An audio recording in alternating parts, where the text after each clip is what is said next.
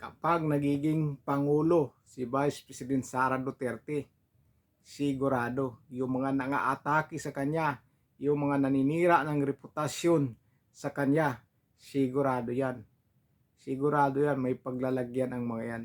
Sigurado hahabulin ni Vice President Sara Duterte yan. Dahil nagtitimpi lang po yan si Vice President Sara Duterte sa mga taong naninira sa kanilang reputasyon. Nagtitimpi lang po talaga yan. Kaya yung mga yan, takot na takot maging Pangulo ang Vice Presidente. Dahil ang Vice Presidente hindi nila kayang bayaran ng pera. Hindi silaw o sakim sa pera ang Vice Presidente. Kaya dyan sila natatakot kapag nagiging Pangulo ang Vice Presidente. Dahil kahit anong gawin nilang pag-aalok ng pera, hindi tatanggap yan si Vice President Sara Duterte. Anumang mga isusuhol nila. Dahil dyan sila takot. Diyan po talaga sila takot kapag nakaupo bilang Pangulo ang Vice Presidente.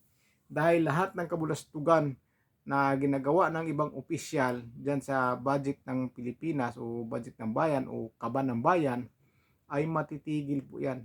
Dahil hindi makukuha sa pera ang Vice Presidente na si Vice President Sara Duterte. Hindi yan nasisilaw sa pera, hindi yan sakim sa pera, hindi yan nambubulsa ng pera. Napakasimple lang si Vice President Sara Duterte. Tingnan nyo si Pangulong Rodrigo Duterte. Nasisilaw ba sa pera? Hindi nasisilaw ng pera. May nagbibigay nga sana ng eroplano dati. Hindi niya tinatanggap. Magbibigay ng kung ano ng mga regalo ng mga mamahalin. May sasakyan, hindi siya tumatanggap.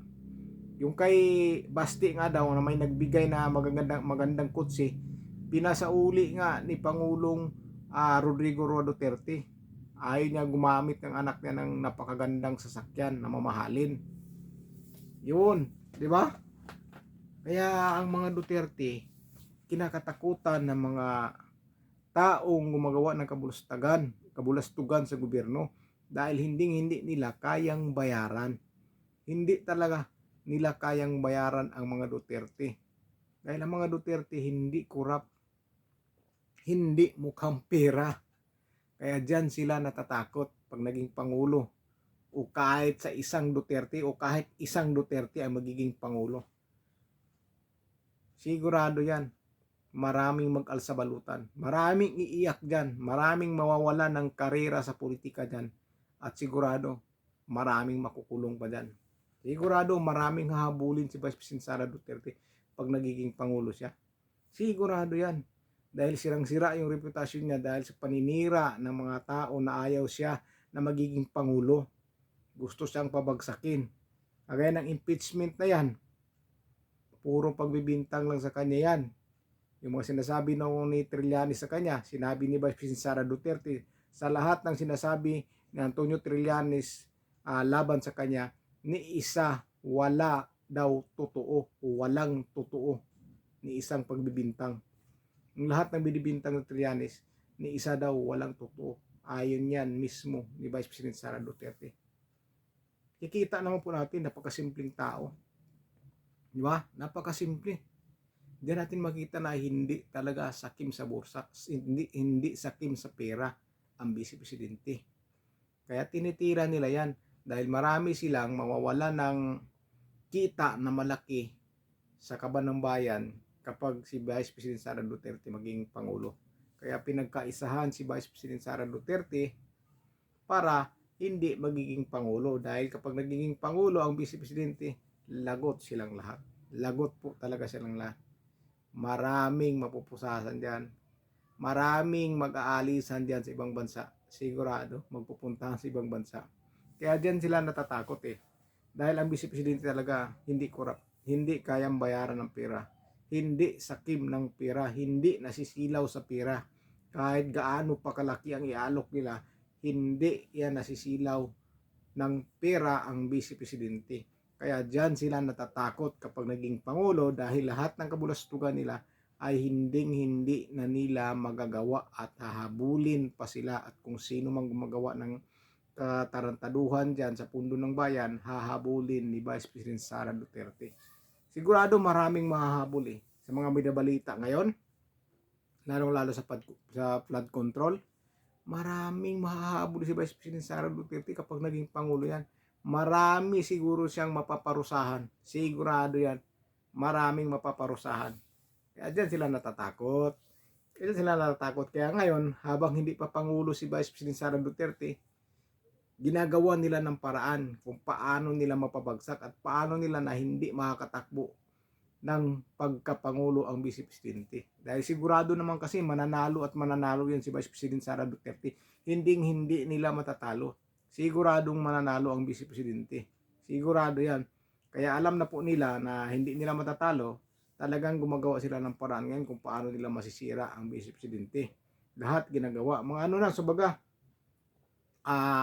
mga ano na sila, yung desperado. Mga desperado na masyado mga yan. Kaya kahit kung ano-ano na lang ang pinupuko nila laban sa Vice Presidente. Pero ang Vice Presidente, wala. Hala, sabi ni Bibi Sara, sige, tuloy-tuloy nyo lang yan. Hindi ko kayo kakasuhan. Gawin nyo ang lahat. Pero kapag naging Pangulo yan, dyan na ang lintik lang ang walang ganti. Sigurado yan. Sigurado talaga yan. Kaya mga yan, marami nang, pero kung sa panahon ngayon, marami nang kinakabahan dyan. Marami na lang kinakabahan. Kaya yung impeachment ni BP Sara Duterte, wala yan. 50-50 yan na makapasa. 50-50 po talaga yan. Dahil marami na po magdadalawang isip dyan.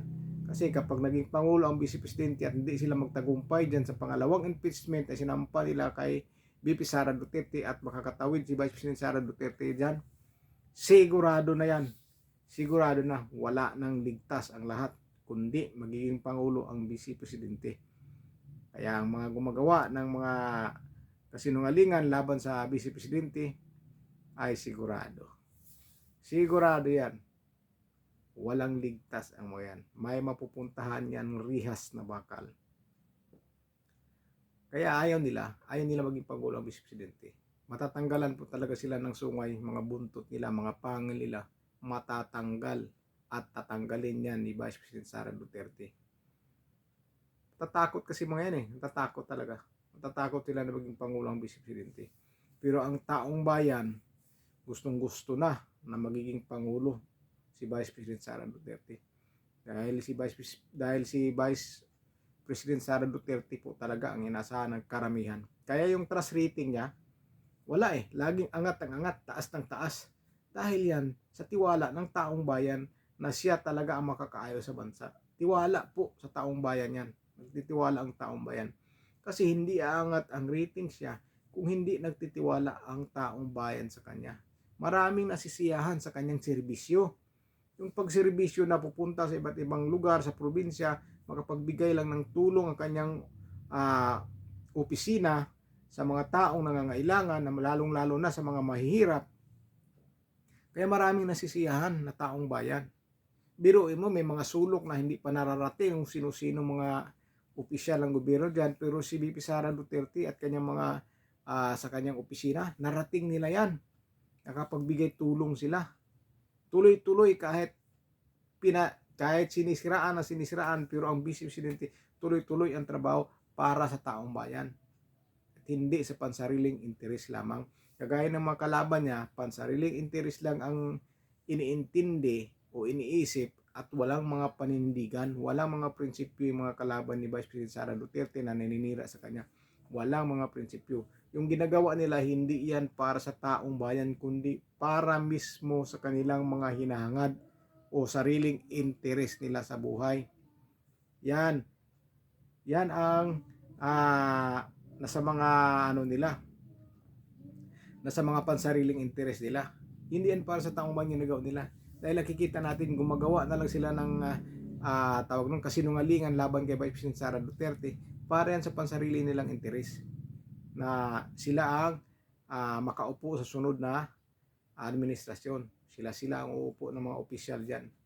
Pero ang lahat ng iyan, pagka mga taong hindi mabubuting tao, hindi yan pinagpala. Ang akala nila, manalo na sila, pero pagdating sa dulo, talo yan sila. Parang pelikula lang yan. Bugbog sarado yung bida at laging panalo yung kalaban, pero pagdating sa dulo, Yung binubugbog na bida, siya ang nagiging panalo at yung nambubugbog na makalaban, sila ang talo. Marami nang natatakot ngayon. Marami nang kinakabahan ngayon. Malapit na. Kunting tiis na lang mga kababayan.